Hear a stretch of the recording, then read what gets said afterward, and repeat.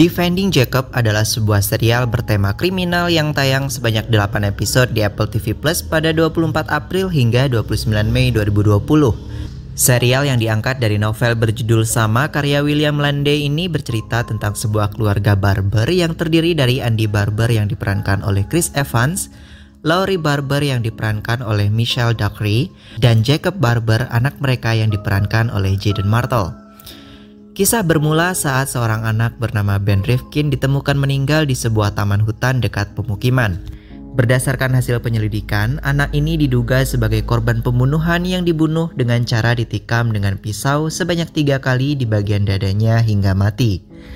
Setelah serangkaian penyelidikan dilakukan, ditemukan sidik jari Jacob yang berbekas di kerah baju Ben Rifkin. Dugaan bahwa Jacob telah membunuh Ben bertambah dengan adanya pesan dari Derek, teman Jacob dan Ben, yang mengatakan bahwa Jacob memiliki sebilah pisau yang dianggap Derek mungkin digunakan Jacob untuk membunuh Ben. Andy yang kaget langsung menggeledah kamar anaknya dan menemukan pisau itu. Setelah menemukannya, Andy menanyakan kepada Jacob dan Jacob menjawab bahwa Jacob hanya menyukai pisau itu. Ia memang pernah memperlihatkan pisau itu kepada teman-temannya hanya supaya ia dipandang keren oleh teman-temannya. Di hari yang sama di mana Jacob ditetapkan sebagai terduga, ada kasus lain di mana seorang anak laki-laki bernama Matthew melaporkan diri sebagai korban pelecehan seksual yang dilakukan oleh Leonardo Paz. Andy pun langsung menduga adanya keterkaitan antara kasus pembunuhan Ben dengan Leonardo yang memberikan peluang supaya anaknya Jacob bebas dari tuduhan. Di sisi lain, Sarah, mantan pacar Ben, teman sekelas Jacob dan Derek, seolah menuduh Derek yang telah melakukan pembunuhan terhadap Ben, meski tidak secara langsung sebab Sarah sendiri tidak begitu yakin. Sarah pernah diminta Ben untuk menunjukkan foto vulgarnya, namun setelah Sarah berikan foto tersebut, Ben malah mengancam Sarah akan menyebarkan foto tersebut. Mendengar Sarah diancam oleh Ben, Derek yang kasihan membantu Sarah dengan mengambil ponsel Ben dan memberikan kepada Sarah. Namun Sarah justru marah karena Derek melakukan hal yang tidak ia minta. Derek yang kesal pun lalu pergi begitu saja. Semenjak penetapan Jacob sebagai terduga, berbagai teror dan bulian pun datang silih berganti menghampiri keluarga Barber. Adanya mobil misterius yang terus mengawasi rumah Andy turut menyumbang rasa tidak aman dan semakin membuat suasana semakin mencekam. Ditambah lagi belakangan diketahui bahwa Andy Barber merupakan anak dari Billy Barber yang dikenal dengan sebutan Bloody Billy, pembunuh dan pemerkosa yang saat ini sedang menjalani hukuman penjara seumur hidup.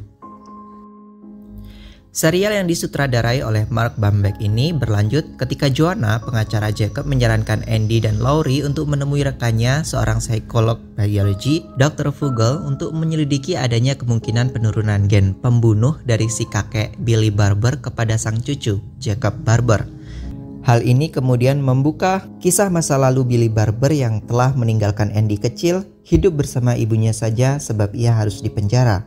Hal ini tentu membuat Andy tidak nyaman karena harus berurusan kembali dengan sang ayah yang sama sekali tidak ia sukai. Adanya keterlibatan Billy Barber membuat Neil Ligiudis, rekan kerja Andy Barber, juga pengacara keluarga Rifkin, merasa mempunyai peluang untuk semakin memberatkan Jacob sebagai tersangka atas pembunuhan Ben. Di samping itu, Neil juga seolah menggunakan kesempatan itu untuk membuat karir Andy selaku pesaingnya juga turut hancur. Di sisi lain, selagi Jacob terus menjalani pemeriksaan oleh Dr. Vogel, Andy tidak lantas diam. Ia berusaha menemui Matthew, anak yang mengalami pelecehan seksual oleh Leonardo, untuk mendalami kasus itu dan berharap menemukan titik terang supaya dapat peluang membebaskan anaknya dari tuduhan. Namun, Laurie, istri Andy, malah berpikir sebaliknya. Laurie menganggap adanya kemungkinan memang Jacob lah yang melakukan pembunuhan terhadap Ben, meski ia juga berada di antara dua hal yang membingungkan. Bagaimana mungkin seorang ibu memvonis anaknya sebagai seorang pembunuh? Namun di sisi lain, Laurie juga merasa bahwa ada banyak hal yang membuat ia merasa dibohongi, terlebih soal Billy yang tidak ia ketahui sebelumnya.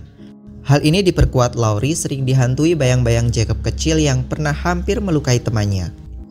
Ditambah ketakutan Laurie atas adanya dugaan penurunan gen pembunuh dari si kakek Billy Barber kepada anak sematawayangnya. Seiring berjalannya waktu, hari persidangan pengadilan semakin dekat. Usaha Andy untuk mendalami kasus Leonardo Pets membuahkan hasil. Ia berhasil mengajak bicara Matthew dan membuat pihak pengadilan menggeledah apartemen Leonardo untuk menemukan kemungkinan adanya barang bukti yang bisa menjadi jembatan keterkaitan Leonardo dengan kasus Ben. Persidangan pun diundur. Namun, detektif tidak menemukan apapun yang mengarah pada adanya keterkaitan Leonardo dengan kasus pembunuhan Ben Rifkin.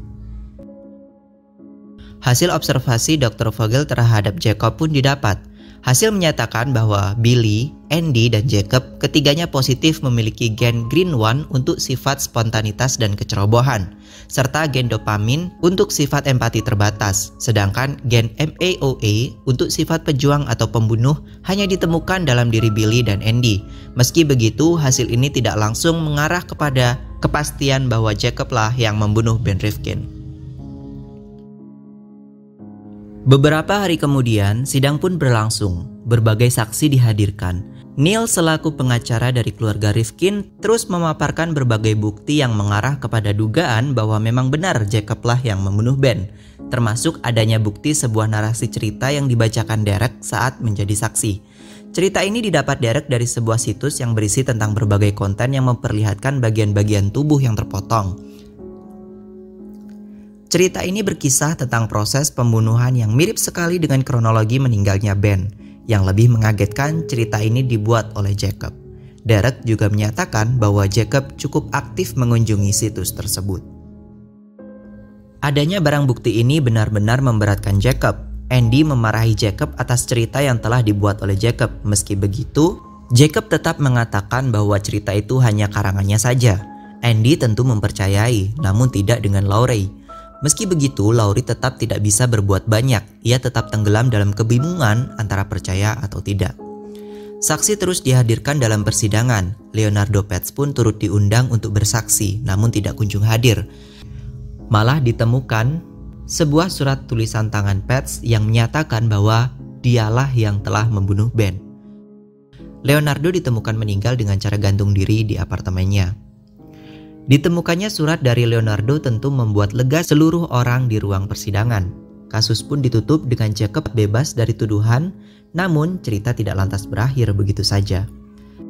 Saat hendak meninggalkan gedung persidangan, ayah Ben Rifkin berusaha melukai Andy, namun dicegah oleh Pastor O'Leary yang diketahui ternyata teman Billy Barber, ayah Andy. Hingga akhirnya Andy menyadari bahwa pengendara mobil yang selalu mengintai rumahnya adalah Pastor O'Leary.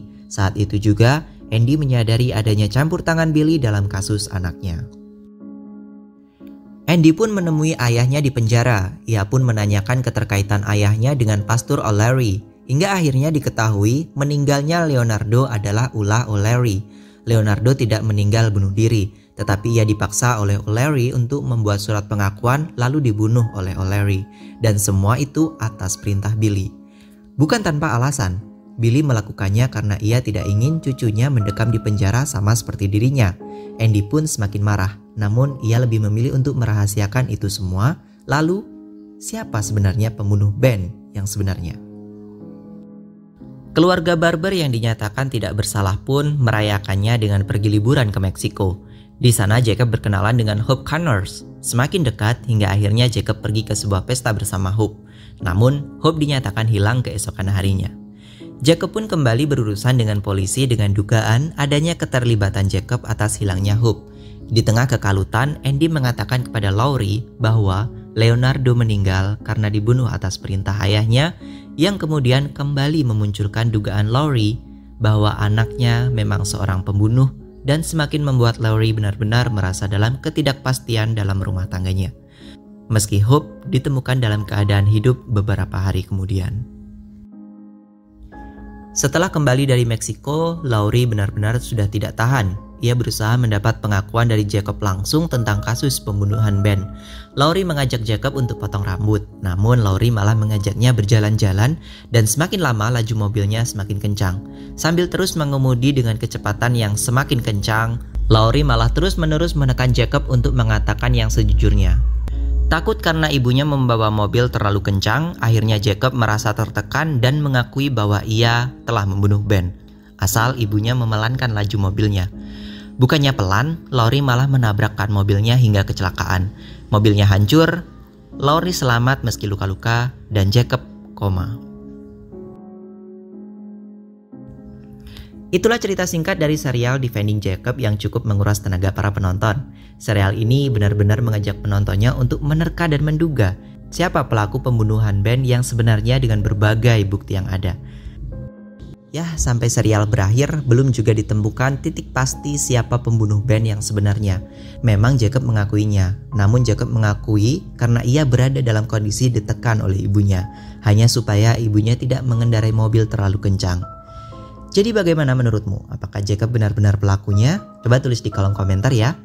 Oh iya, kita akan bahas ulas 5 orang yang mungkin saja menjadi pelaku pembunuhan Ben di video selanjutnya ya. Terima kasih sudah menonton video ini. Jangan lupa like, komen, dan subscribe untuk mendapatkan info-info menarik lainnya. Terima kasih.